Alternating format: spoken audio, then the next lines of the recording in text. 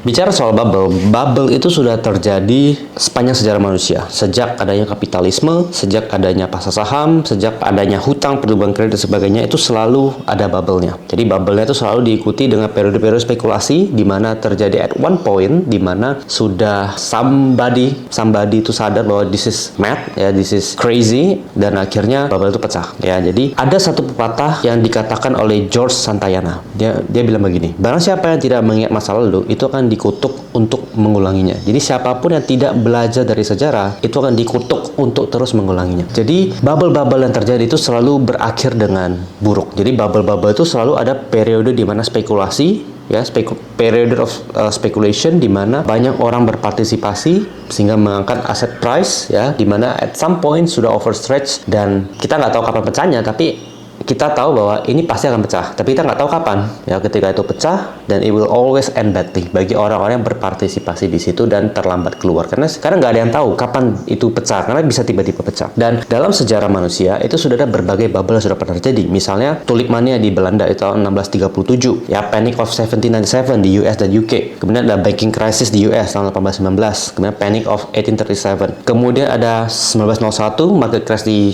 US. Kemudian Great Depression 1929.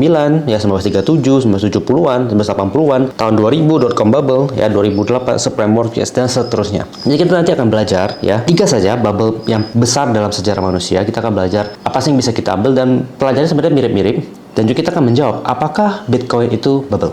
Nah, pertama kita lihat dari periode 1600-an, 1700-an di Belanda. Jadi Belanda itu, kalau teman-teman tahu kan, ada yang namanya tulip bubble, ya. Jadi bubble-nya karena tulip. Jadi background story-nya itu awalnya perusahaan Belanda, ya, itu mereka membuat yang namanya pasar modal, ya. Jadi mereka yang pertama menciptakan pasar saham, kemudian mereka jual sahamnya.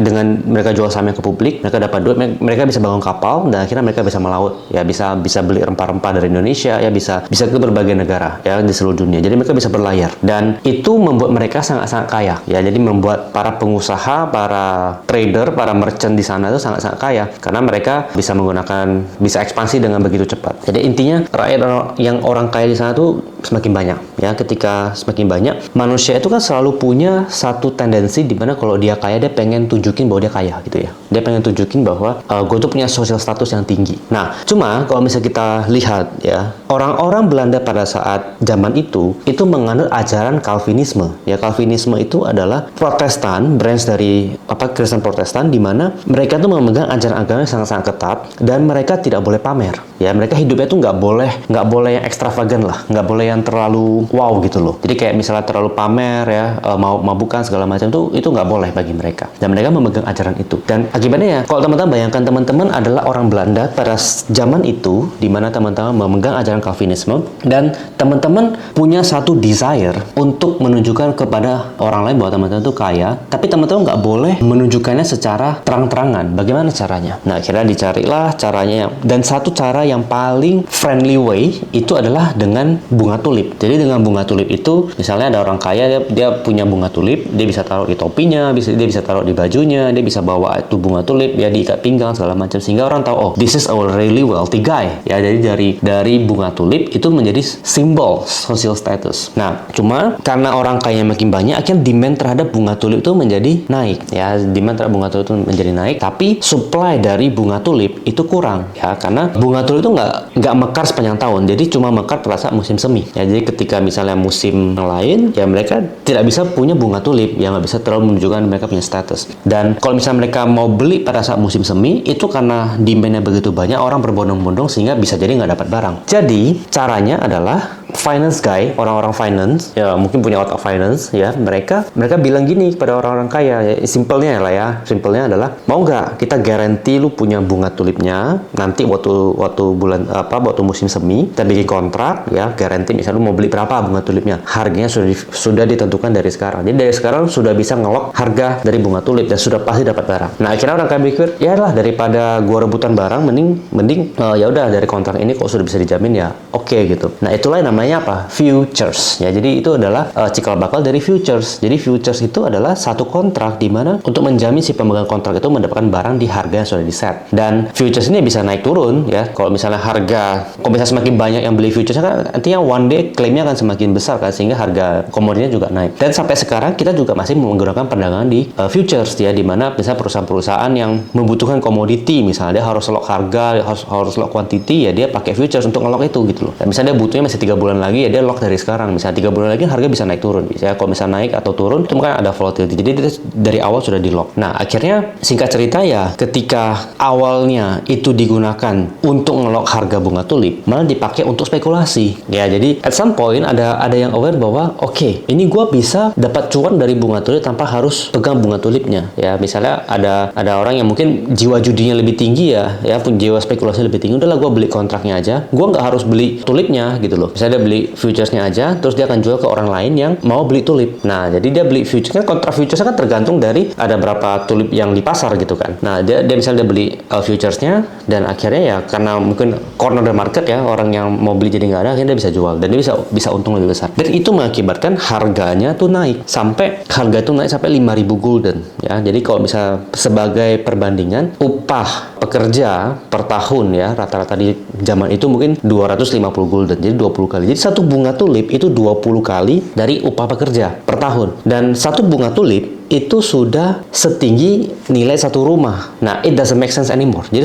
sudah nggak make sense lagi, sudah spekulasi yang bermain di sini, di mana satu bunga tulip itu setara dengan satu rumah. Saya rasa nggak ada orang rasional yang mau menukar rumahnya dengan satu biji bunga tulip. Nah, at some point ada yang sadar dan akhirnya ya mereka realize bahwa this doesn't make sense. Ya mereka jual dan itu trigger mungkin ya, men-trigger another orang lain untuk jual dan terjadi panik, dan akhirnya harga dari bunga tulip tersebut turun. Karena apa justifikasinya harga bunga tulip bisa menjadi 5.000 gulden ya, setara dengan satu rumah gitu? Apa justifikasinya? Nggak ada justifikasi gitu loh. Jadi dengan meskipun bunga tulipnya orang tetap pakai ya, bunga tulipnya tetap dipakai oleh orang-orang kaya ini, di mana mereka menunjukkan simbol dari statusnya mereka, dan bunga tulip itu bagus ya, indah, cantik gitu ya. Tapi ya karena ada spekulasi di dalamnya membuat it doesn't make sense anymore, sehingga terjadilah bubble. Ya meskipun secara real tidak dicatat ya, kayak apakah ada terjadi kayak misalnya kebangkrutan gara-gara bunga tulip atau tidak, tapi nggak ada sejarah real yang mencatat itu. Cuma yang jelas adalah memang terjadi spekulasi besar di bunga tulip, di mana harga bunga tulip naik begitu tinggi, it doesn't make sense ya, sudah nggak make sense lagi, sampai one day harganya turun ya. Jadi selalu ada periode di mana harga itu terus naik dan it doesn't make sense ya. Itulah periode-periode spekulasi di mana kalau misalnya kita participate ya, kita jadinya terkena, takutnya kita jadinya orang terakhir yang cuci piring gitu. Nah, kita kan nggak mau gitu ya. Nah, jadi itu dari cerita bunga tulip. Berikutnya kita bahas tentang Great Depression 1929. Nah, fast forward sekarang di Amerika tahun 1920-an. Jadi tahun 1920-an itu adalah masa-masa yang luar biasa di Amerika. Jadi ekonomi bertumbuh ya. Amerika habis perang dunia I mereka menang ya, dengan sekutu mereka menang. Kemudian para soldier mereka balik ke Amerika. Kemudian karena semakin orang-orang itu balik ke Amerika, demand produk-produk itu menjadi naik gitu kan. Dan ya perusahaan-perusahaan pada umumnya ya langsung mereka mendapatkan demand yang begitu besar ya, mereka bisa terus ekspansi ya. Ketika mereka ekspansi, mereka bisa hire lebih banyak orang, dan lebih banyak orang yang membuat demand itu menjadi naik lagi. Jadi itu adalah masa-masa yang kalau sejarah mencatat itu adalah roaring 20s ya. Masa-masa tahun 20-an itu adalah masa-masa keemasan, golden age lah. Jadi kayak ekonomi bertumbuh ya, rakyat makin sejahtera, everybody happy gitu. Nah, terus kalau misalnya GDP Amerika ya itu tahun 1920 sampai 29 itu naik 2 kali lipat. Jadi secara overall everybody is getting richer ya. Secara overall setiap orang itu menjadi semakin kaya ya, punya duit, mereka spending segala macam. Nah, lalu ketika masa-masa kayak gitu, hutang juga naik ya, karena kan mulai ya ada spending untuk mulai dapat bisa dihutangin ya, kredit ya, untuk beli rumah, untuk beli barang-barang konsumtif ya, mereka mulai untuk spending ke situ. Jadi sebenarnya utang tuh bukan berarti buruk ya. Sah-sah aja Anda mau berhutang untuk barang-barang konsumtif, asal ya Anda punya income yang bisa mampu untuk menutup cicilannya, atau income mampu untuk menutup bunga tadi. Jadi dengan pelonjakan demand yang di-drive oleh hutang juga ya, perusahaan-perusahaan juga mengambil hutang untuk ekspansi. Dan bertepatan dengan periode itu adalah masa-masa suku bunga itu lagi cukup rendah ya. Jadi suku bunga lagi cukup rendah, jadi perusahaan bisa pinjam duit dengan bunga rendah dan perusahaan bisa bertumbuh dengan relatively lebih gampang. Dan masalahnya ya, perusahaan-perusahaan bank yang bisa minjemin duit ke orang, mereka bukan hanya pinjemin ke consumer, tapi mereka pinjemin duit ke orang untuk membeli saham. Jadi kalau pada saat itu ya tahun 1920-an, orang-orang itu bisa dapat leverage 10 kali. Kalau teman-teman punya 1M, teman-teman bisa pinjam sampai 10M. Ya, jadi 10 kali lipat. Nah, that thing ya trigger a lot of speculation. Apalagi karena misalnya pada saat itu karena ekonomi terus bertumbuh, pasar saham dalam 10 tahun itu ya naik terus. Ya nggak ada turunnya, ya naik terus. Ya memang turunnya bentar tapi naik lagi gitu. Jadi orang-orang yang melihat itu ya, wah bisa pinjam duit, investasikan ke saham, ya taruh ke saham, harganya naik, cuannya berkali-kali lipat. Ya teman-teman bayangin aja kalau bisa teman-teman punya duit 1M gitu ya, punya duit 1M bisa pinjam sampai 10M, teman-teman beli brand ya yang 11.000. Jadi pada saat itu saham apapun juga naik ya, mau ada fundamental ya. Secara overall memang market lagi bullish ya, ekonomi lagi bagus, everybody is growing ya. Jadi mau sembarangan tembak juga harganya naik gitu loh. Jadi ketika pinjam duit dan data kutip berspekulasi sudah masuk ke ranah spekulasi ya, at some point it gonna blow up ya, at some point, tapi kita nggak tahu kapan ya, at some point. Dan dalam case ini berlangsung 10 tahun ya, 1920 sampai 1929 ya, hampir 10 tahun. Jadi kalau teman-teman tahu ya, tadi yang meminjam duit untuk berinvestasi ya atau untuk transaksi pasar saham itu adalah margin ya. Kalau sekarang margin beberapa broker memang ada kasih, cuma nggak sampai 10 kali setahu saya. Sekarang udah lebih maafin cuma 1:1 gitu. Bisa teman-teman punya 1M ya, invest bisa pinjam sampai 1M.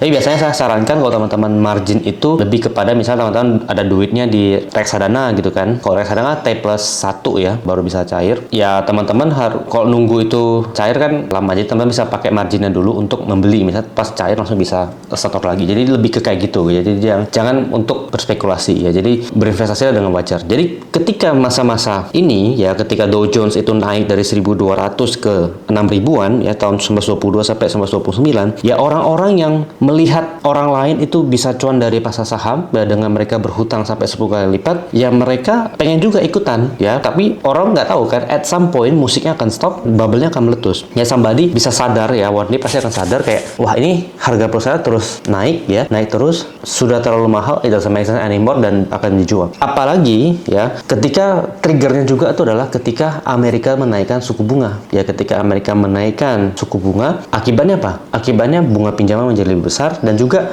yield di bank ya, bisa teman-teman taruh ke deposito segala macam, itu memberikan yield yang lebih besar. Jadi bisa aja ada yang melihat, oh kalau sebelumnya bunganya kecil, sekarang bunganya sudah lebih besar, daripada saya taruh ke pasar saham ya saya taruh aja ke bank. Nah akhirnya dia jual, mungkin harganya turun, dan orang lain yang ngelihat itu tepat tahu itu menjadi panik dan men-trigger ya, another panic, dan akhirnya bubble itu meletus. Jadi paniknya itu kita nggak pernah tahu apa triggernya, cuma yang kita tahu adalah the valuasi itu sudah nggak make sense. Harga segini untuk perusahaan yang masih sangat kecil lagi itu udah nggak make sense ya, udah nggak make sense, terlalu besar valuasinya. Perusahaannya harus lebih besar 3 kali lipat, 4 kali lipat baru make sense. Sekarang perusahaan masih sangat kecil, it doesn't make sense anymore, sehingga kalau terjadi penurunan ya itu wajar gitu loh. Nah cuma kan orang-orang yang tidak mengerti, tidak membaca laporan keuangan, tidak mempelajari perusahaan, ketika mereka berinvestasi yang penting harga sahamnya naik, mereka tidak ngeliat itu dan nggak sadar gitu loh. Kalau misalnya mereka nggak sadar ya akhirnya mereka jadi tukang cuci piring, orang yang terlambat masuk ke market dan akhirnya turun. Jadi kita berinvestasi kalau bisa cari yang jangan terlalu tinggi valuasinya, cari yang murah dong ya, bagus dan murah gitu. Jangan yang terlalu tinggi,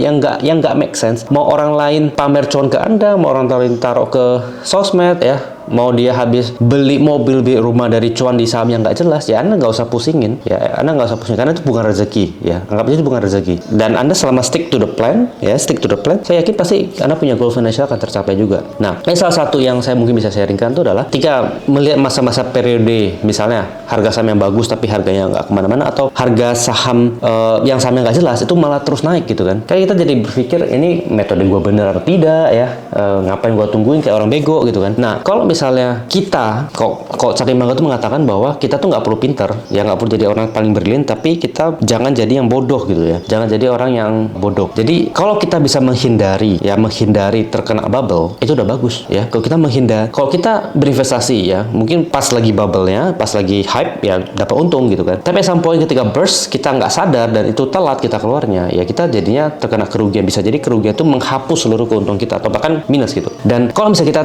menghindari yang dan terjadi ekstrem kayak gitu, ya portofolio kita kan aman-aman saja gitu loh. Jadi kayak ketika Anda berinvestasi pada perusahaan kayak misalnya yang nggak jelas untung, Anda nggak boleh senang karena Anda bisa jadi cuma beruntung aja, ya bisa jadi kita cuma beruntung dan kita nggak terkena yang bubble-nya. Jadi kita jangan sampai melihat orang yang berspekulasi dan mereka untung kita jadi ikut-ikutan, karena itu it doesn't make sense ya, jangan ikutan kayak gitu. Nah, terus yang men-trigger panik di Amerika tahun 20-an juga adalah karena ada satu orang ya katanya dia lompat dari gedung dan akhirnya bunuh diri gitu kan. Orang mengira itu dia lompat bunuh diri karena harga sahamnya turun, padahal nggak ada evidence, nggak ada report resmi mengatakan bahwa dia melakukan itu karena itu. Bisa jadi dia lagi patah hati, bisa jadi dia kepeleset ya, atau apapun itu, nggak jelas, nggak ada yang tahu. Tapi itu sudah cukup untuk men-trigger ada panik ya, dan akhirnya ya pada saat 1929 Oktober market dibuka ya, Dow Jones turun 20% ya, pada saat itu turun langsung 20% dan itu udah pasti spark another panik dan market itu membuat ya itu trigger daripada crash ya tahun 1929. Dan sebagian besar orang-orang biasa yang berinvestasi menggunakan margin 10 kali tadi,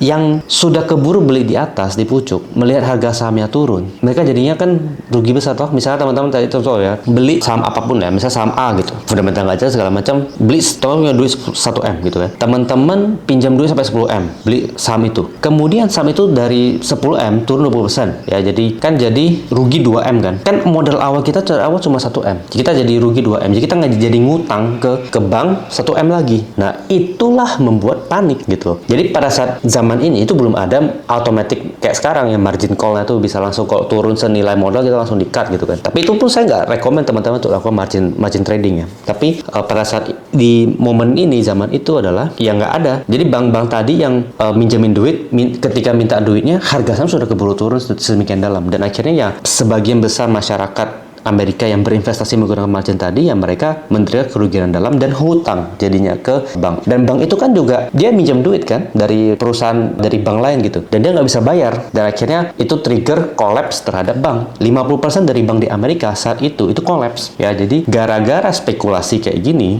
ya, gara-gara spekulasi kayak gini, minjemin duit ke orang masyarakat untuk berspekulasi di pasar saham dengan margin cuma 10%, marginnya sampai 10 kali lipat, ya itu membuat Great Depression, dan dalam dekade itu 25% dari penduduk Amerika itu nganggur ya, jadi pengangguran. Jadi benar-benar kondisinya benar-benar dalam kondisi depresi. Jadi moral of the story dari cerita ini adalah kalau bisa berinvestasi nggak usah pakai margin ya, nggak usah pakai margin yang terlalu besar, dan jangan ikut-ikutan untuk berinvestasi pada saham yang nggak jelas ya, karena at some point valuasinya sudah nggak wajar, at some point ada yang sadar dan akhirnya itu spark membuat bubble-nya pecah. Nah, berikutnya adalah housing bubble 2008, yaitu subprime mortgage. Jadi Amerika itu sudah mengalami berbagai macam bubble lah, dan sebelum 2008 yang paling dekat itu adalah tahun 2000, di mana dot-com bubble ya, di mana perusahaan dot-com itu naik ya, valuasinya tinggi dan akhirnya pecah dan terjadi crash. Dan ini sudah terjadi sepanjang sejarah kok teman-teman lihat ya, selalu ada periode-periode spekulasi. Dan tahun 2000 dan 2008 ternyata waktu 2008 bubble yang terjadi itu pada aset yang semua orang anggap itu aman, yaitu properti atau rumah. Jadi orang kan bilang kayak, oh properti atau rumah itu harganya naik terus ya, kemudian kelihatan, nyata, tangible, stabil segala macam. Tapi ternyata di Amerika itu crash ya, properti itu juga mengalami crash. Nah, kenapa bisa crash? Karena gini, kalau teman-teman lihat bagaimana sih cara masyarakat umum ya, bukan hanya di Amerika tapi juga di sini, itu membeli rumah tuh gimana? Biasanya belinya pakai KPR ya, pakai KPR itu mungkin down payment 10%, 20%. Ya, bahkan ada yang sampai 0%. Ya, 10%, 20% lah umumnya. Nah, kalau teman-teman berpikir dengan DP 10%, 20% itu sama aja kayak kita pinjam margin tadi kayak tahun yang waktu crash 1929 kan. Kayak di 1929 Great Depression dengan 10%, ya kita bisa dengan misal 1M kita bisa pinjam sampai 10M untuk berspekulasi di pasar saham. Tapi dalam case-nya sini adalah kita dengan duit 1M, ya kita bisa beli properti senilai 10M menggunakan KPR tadi, yaitu membeli properti, membeli sebuah aset. Nah, itu kan sama aja seperti leverage 10 kali. Ya 1M jadi 10M gitu kan. Itu kan leverage 10 kali. Kalau bisa kita bisa bilang debt to equity-nya ya 10 kali, ya kan? Debt hutangnya 10M, equity kita 1M. Nah, berarti kan 10 kali kan? Nah, ketika kita berinvestasi saja pada perusahaan publik, kita kan sudah kayak lihat perusahaan yang DER-nya 3, DER-nya 4, itu kita aja sudah kayak wah ini utangnya gede. Ini kita berani beli rumah KPR ya, di mana kita keluar duit itu dengan DAR 10 kali. It doesn't make sense. Ya sebenarnya menurut saya, tapi ya balik lagi ke Anda ya. Cuma saya mau ceritakan dalam case-nya ini. Nah, karena properti ini dianggap adalah sebuah aset yang aman, ya sebuah aset yang aman oleh bukan hanya bank tapi juga oleh konsumennya. Ya akhirnya ya ini bertumbuh ya. Semakin banyak orang ya pakai KPR untuk beli rumah segala macam, ini makin bertumbuh. Apalagi Amerika itu terkenal dengan namanya American Dream. Ya American Dream di mana itu mengattract banyak imigran dari luar ya yang punya talent bisa masuk ke Amerika. Mereka bisa realize, mereka punya dream, mereka punya vision, ya, dan mereka bisa punya rumah yang menetap di Amerika. Itu salah satu American Dream. Dan home ownership itu salah satu core dari American Dream yang membuat itu masuk ke kepala orang-orang yang di Amerika. Nah, dan juga orang-orang tuh mengatakan, ya, misal bank itu mengatakan siapa sih yang nggak bayar KPR mereka? Mereka pasti akan bayar KPR mereka karena apa? Itu rumah mereka tinggal di sana, mereka pasti akan bayar KPR mereka. Nah, jadi bank itu ya semakin gila memberikan mortgage kepada masyarakat, dia kasih mortgage, kasih KPR kepada masyarakat. Nah, tapi kan mortgage-nya butuh capital gede ya. Misalnya kayak tadi, misalnya untuk beli rumah kan kita kayak bank itu kayak nalangin dulu kan. Bank itu kayak nalangin rumahnya dulu. Habis itu nanti dari orangnya nyicil ke dia gitu. Jadi kan bank itu bayar ke developernya dulu. Ya akhirnya nanti orangnya nih yang bayar ke cicilan ke bank, jadi ngutang ke bank gitu kan. Nanti kan butuh capital yang gede. Nah, akhirnya dipikirlah sebuah cara gimana sih caranya untuk membuat capital kita yang kekunci di mortgage tadi itu bisa kebuka. Ya karena kan mortgage kan bisa lama kan, bisa ada yang 10 tahun, ada yang 20 tahun, ada yang 30 tahun gitu kan lama, jadi kan capitalnya terkunci di situ gitu. Nah akhirnya saya lupa nama yang melakukannya, cuma dia melakukan mengumpulkan KPR tadi ya. Jadi KPR misalnya ada satu bank gitu kan, misalnya ada 1000 KPR contoh ya, 1000 KPR, jadi dia ada package 500 misalnya 100 contoh ya, jadi menjadi mortgage backed security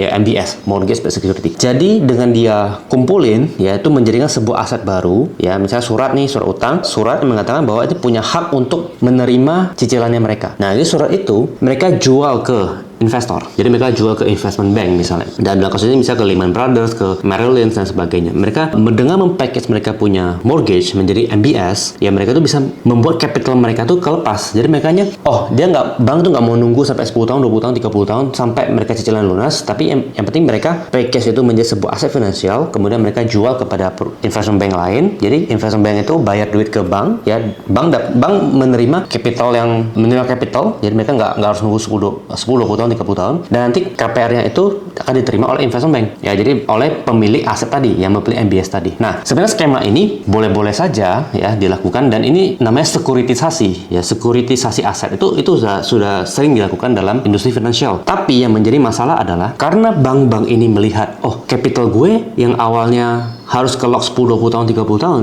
sekarang udah bisa kebuka nih. Ya udah, gue akan cari mortgage sebanyak-banyaknya, kemudian gue package, gue jual ke investment bank karena sudah punya liquidity kan. Dia jadi tahu nih, oh dia bikin aja mortgage, habis itu dia jual ke tempat lain, dia pasti kan ada untung gitu kan. Dan akhirnya ya terus-menerus dilakukan. Dari awalnya yang apply mortgage itu harus lebih ketat ya, punya misalnya harus background checking, harus dia punya income yang harus sekian segala macam ya, mereka punya income stabil segala macam. Itu jadinya dilonggarkan. Kan pada akhirnya kan at some point ya, ketika yang credit worthy ini sudah habis, yang maksudnya credit worthy itu artinya orang-orang yang memang layak dapat kredit, yang mereka punya penghasilan segala macam, itu kan pasti uangnya akan habis kan. Nah, ketika itu habis, bank-bank tadi berpikir gimana caranya lagi ya untuk bisa dapatkan mortgage tadi, untuk bisa kasih mortgage lagi. Dan akhirnya yang dipikirkan adalah ya udah, kita sekarang yang cari yang subprime ya, jadi yang tidak credit worthy ya, dengan kredit yang lebih rendah. Orang-orang yang mungkin tidak layak kasih kredit dikasih kredit ya, yang tidak punya pekerjaan atau yang apa segala macam dikasih kredit aja. Yang penting kan kalau misalnya risknya sudah ditransfer ke tempat lain,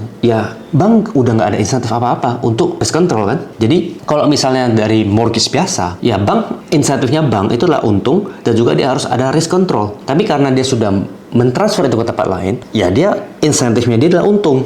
Ya kan, mau kreditnya macet udah nggak masalah di dia karena dia sudah pindahin transfer ke tempat lain. The power of incentive membuat bank-bank tadi tidak lagi berhati-hati dalam menyiapkan kredit, sehingga dia menurunkan dia punya standar untuk mencari orang-orang yang tidak credit worthy. Nah, terus bukan hanya investment bank, tapi juga asuransi, perusahaan asuransi, mereka juga lihat, wih, ini mortgage kan orang udah pasti bayar, ya, orang udah pasti bayar. nggak mungkin nggak bayar. Ya karena kan beliefnya mereka udah seperti itu. Mortgage udah pasti bayar, nggak mungkin nggak bayar. Akhirnya prosesnya mikir, gimana caranya gue mau cuan dari sini ya? Ya pengen dong gue dapat cuan. Ini kan marketnya gede sekali, karena kan mortgage itu marketnya dari 1 triliun di tahun 2000 awal 1 triliun dolar menjadi 50 triliun di tahun 2007-2008. Nah, jadi perusahaan asuransi juga pengen dapat cuan dong. Gimana caranya? Ya caranya adalah mereka menginsure aset yang dimiliki oleh investment tadi, ya yang mortgage based security tadi. Mereka menginsure, oh kalau misalnya yang bayar KPR-nya tidak berhasil lunasin atau kredit macet, mereka akan tanggung. Ya, tapi investment bank itu harus bayar premi misalnya. Ya, harus bayar premi kepada mereka. Ya, karena investment mikir, ya siapa sih yang nggak bayar kredit? Ya udahlah. Tapi kalau misalnya ada yang nggak bayar, ada yang ini kan mereka bisa klaim kan. Akhirnya ya oke, dibelilah polisnya. Dan ternyata yang jumlah orang-orang yang subprime tadi yang tidak layak dapat kredit makin lama makin banyak. Karena kan bank yang tadi kasih mortgage itu udah nggak perlu risk control, karena risk sudah ditransfer semua, apalagi sudah ditransfer ke perusahaan asuransi lagi. Jadi mereka udah nggak ada insentif untuk berhati-hati. Mereka insentifnya apa? Make a lot of money. Dan akhirnya ya itu membuat orang-orang yang subprime yang tidak layak dikasih kredit makin lama makin banyak, dan jumlahnya melebihi orang-orang yang credit worthy. Dan orang yang tidak credit worthy akhirnya apa? Ya dia tidak bayar KPR-nya karena dia nggak punya duit. Ya nggak punya duit untuk bayar KPR-nya, dan akhirnya orang-orang yang pegang MBS tadi yang diisi oleh aset-aset yang tidak jelas, yang dari KPR yang tidak credit worthy, itu menjadi worthless, jadi tidak ada harganya. Dan karena itu tidak ada harganya, mereka klaim ke perusahaan asuransi. Ya asuransi karena itu jumlahnya banyak, ya perusahaan asuransi mungkin perhitungannya tidak menyangka bahwa akan sebelum ini, dan akhirnya mereka harus bayar dengan jumlah besar. Dan makanya AIG, perusahaan asuransi di Amerika itu hampir collapse, dan juga Lehman Brothers yang punya exposure terhadap MBS paling besar itu juga collapse sana akhirnya. Jadi dengan begini ya kita menjadi tahu, oh ternyata dengan bukan hanya bilang bahwa sebuah aset itu kelihatan tangible, itu udah pasti nyata, value-nya udah pasti stabil. Enggak, karena dalam case-nya ini ada juga loh masa-masa di mana properti itu dijadikan alat untuk spekulasi, ya di mana kredit diberikan kepada orang-orang yang subprime yang tidak layak dikasih kredit, ya kreditnya dikasih dengan longgar, ya tidak ada BI checking, ya nggak ngecek ini itu akhirnya membuat orangnya tidak layak untuk beli rumah. Ya mungkin belum kemampuan finansialnya belum cukup kuat untuk membeli rumah, mereka paksa untuk beli rumah, dan akhirnya at some point mereka tidak akan bayar, dan itu membuat kerugian. Dan kalau misalnya jumlah makin banyak, ya persentase kerugiannya menjadi semakin besar gitu kan. Ketika ekonomi downturn, misalnya ekonominya lagi agak turun, ya pasti jumlah yang tidak bayar juga akan semakin besar. So that create another crisis, dan akhirnya the Fed itu sampai print duit banyak untuk cetak dolar, kemudian untuk membail out kan perusahaan-perusahaan asuransi, investment bank tadi yang punya exposure terhadap mortgage based security tadi yang subprime, ya. Dan akhirnya ini membuat another bubble. Nah, fast forward sampai sekarang crypto. Jadi cryptocurrency itu dibuat di tahun 2008 ya. Bitcoin kan 2008. Yang namanya Satoshi Nakamoto. Kita nggak tahu itu orang beneran atau tidak, karena mereka tidak percaya dengan government yang bisa ngeprint duit seenaknya untuk membail out perusahaan-perusahaan besar. Ya karena kan tahun 2008 the Fed membail out, ya print duit banyak, membail out perusahaan-perusahaan yang menyebabkan kerugian kan. Dan yang menanggung siapa ya? Rakyat biasa yang mereka terima dolar dari kerjaannya mereka, ya the Fed enak-enak aja ngeprint gitu untuk membail out perusahaan-perusahaan yang tidak bertanggung jawab seperti itu. Dan ya dibentuklah Bitcoin kan, Bitcoin karena kenapa? Bitcoin ini tidak bisa di-print, ya tidak bisa diperbanyak jumlahnya, karena jumlahnya itu tetap 4 juta ya kalau saya nggak salah. Supaya bakal tetap 4 juta. Ya jadi kalau dolar bisa di-print, Bitcoin tidak bisa. Saham juga bisa di-print kan, dengan reissue, dengan menerbitkan saham baru kan bisa dilakukan. Nah, per hari ini ya, tahun 2024 itu sudah ada 19 juta investor kripto. Kalau kita bandingkan dengan itu tadi data dari Bapepti ya. Kalau kita bandingkan dengan investor di pasar modal ya, KSE itu mencatat bahwa terdapat 12 juta investor di pasar modal, dan yang berinvestasi di pasar saham itu cuma 5,6 juta. Jadi investor kripto itu jauh lebih besar daripada investor saham secara jumlah gitu ya. Nah, pertanyaannya adalah apakah Bitcoin ini bubble atau tidak ya? Bitcoin ini apakah bubble atau tidak? Karena kalau misalnya ini bubble, artinya kan orang-orang yang 19 juta orang yang pegang Bitcoin, yang berinvestasi pada kripto itu ya akan menderita kerugian. Memang ya, kripto atau Bitcoin memang supply terbatas ya, decentralized, ledgernya tersebar ya. Tapi kalau misalnya kita tanya, apa sih, what does it do? Apa sih yang dilakukan? Kalau misalnya orang bilang, oh apakah bakal jadi duit?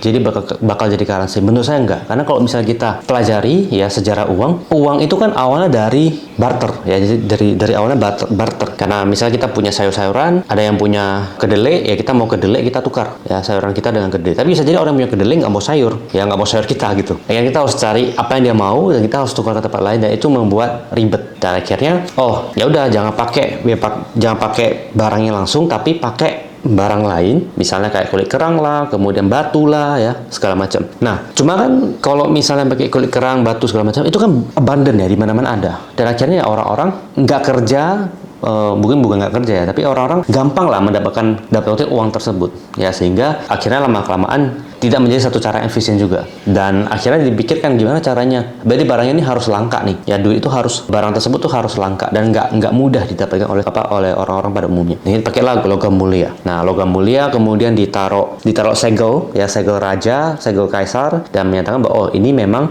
resmi berlaku di empire tersebut gitu kan. Dan tapi logam mulia juga ada problemnya karena jumlahnya terbatas. Jadi kalau teman-teman pelajari sejarah Romawi, itu juga ketika mereka mengalami masa-masa yang krisis, ya mereka perang, duit yang awalnya emas itu mereka campur dengan perunggu. Ya, mereka campur dengan perunggu, dan ya itu seperti cetak duit zaman sekarang ya. Dan nilai duit menjadi turun dan akhirnya menjadi spark high inflation, dan akhirnya ya Roman Empire itu collapse. Dan sampai sekarang emas kemudian logam mulia itu dipakai. Kemudian karena logam mulia itu susah ditransfer kemana-mana, berat ya. Akhirnya ya dibikinlah kertas ya, kertas yang menunjukkan klaim terhadap logam mulia tersebut. Dan kertas itu, jadi uang itu awal mula uang kertas. Uang kertas itu merupakan klaim terhadap logam mulia ya, logam mulia yang ada di bank ya. Jadi kita nggak usah transfer logam mulia, tapi pakai uang kertas tersebut. Dan lama kelamaan karena perang juga ya, karena krisis segala macam, Amerika pada saat itu dia mencetak dolar yang lebih besar daripada klaim terhadap emas di banknya mereka. Dan akhirnya Amerika memutus link antara dolar dengan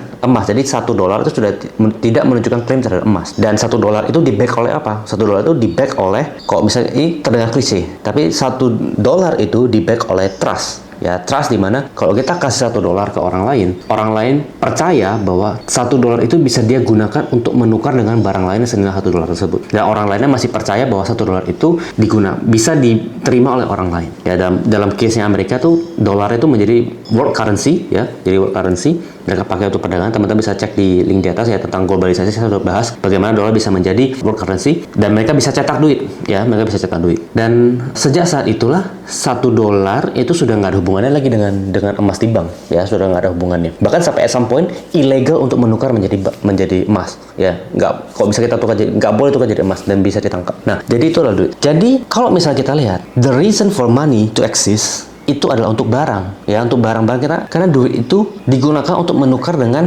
barang ya. Jadi apakah Bitcoin bakal menjadi currency? Menurut saya kayaknya tidak ya, karena at the end of the day currency atau duit itu digunakan untuk ditukar menjadi barang. Jadi mau pakai Bitcoin, mau pakai currency apapun, the real money-nya nyata itu atau barangnya nyata itu adalah produk-produk yang dihasilkan ya, produk-produk yang dihasilkan. Jadi perusahaan-perusahaan yang menghasilkan produk atau jasa tadi itu menjadi mesin pencetak uang ya kan, karena mereka memproduksi produk tersebut gitu loh. Karena kalau misalnya teman-teman beli Bitcoin, misalnya habis beli Bitcoin, teman-teman untung, teman-teman jual, terus duitnya pakai buat apa? Buat beli barang kan. Jadi at the end of the day ya, the money itself is the product. Jadi tidak serta-merta akan menggantikan currency menurut saya loh ya, menurut saya. Nah, jadi apakah, pertanyaan sekarang 1 Bitcoin itu sudah senilai 1 miliar ya, 1 miliar lebih. Nah, apa justifikasinya? Oke lah, memang benar, oke. Dia ada blockchain ya, dia non fungible, atau mungkin dia tidak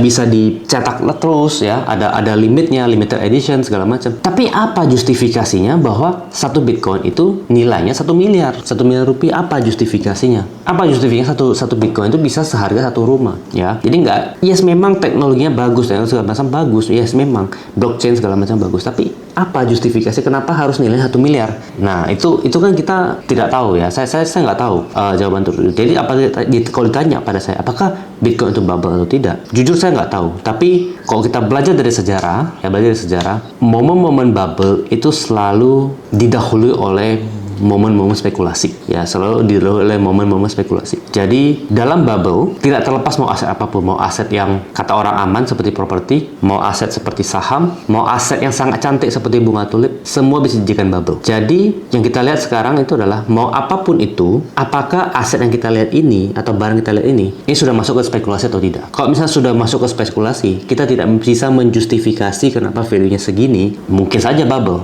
At some point mungkin akan ada orang yang sadar bahwa this doesn't make sense dan akhirnya turun. Loh Pak, tapi kan harganya naik terus. Ya kalau misalnya naik terus, apakah karena sesuatu naik terus itu kita bisa mengatakan bahwa this is a good investment? Kan nggak juga. Itu namanya adalah outcome bias. Saya sudah pernah bahas di link di atas ya tentang 6 bias psikologi investor. Itu namanya outcome bias. Dimana kita hanya lihat sesuatu karena hasilnya. Ya harganya naik, ya ini bagus, cuan gitu. Tapi kita nggak secara kritis menilai bahwa does it make sense? Ya apakah ini make sense atau tidak? So itu dulu yang saya mau bahas ya tentang ini. Semoga bisa memberikan kita food for thoughts ya untuk berpikir bagaimana mengambil sebuah keputusan. Ya kita belajar dari sebuah sejarah ya tentang financial bubbles dan semoga teman-teman bisa terhindar dari bubble-bubble yang di masa depan dan teman-teman bisa berinvestasi dengan rasional, dengan tenang ya sehingga teman-teman bisa memperoleh uang yang cukup untuk mencapai teman-teman punya tujuan finansial. So thank you semua sudah nonton dan kalau misalnya teman-teman suka pelajaran dunia kayak gini yang makro kemudian world event segala macam, teman bisa cek link di video ini. So see you in the next video. Bye bye.